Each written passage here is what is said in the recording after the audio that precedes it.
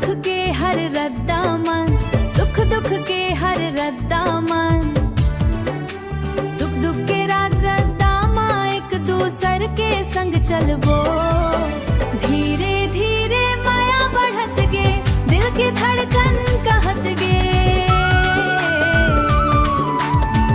तोर मुस्कान मोला भागे, पहली नजर मां दिला चुरा गिरे। हाथ धर के संग चलबे, सपना के दुनिया ला सजा दे, सपना के दुनिया ला सजा दे। मांदर के ताल बांसुरी के तान,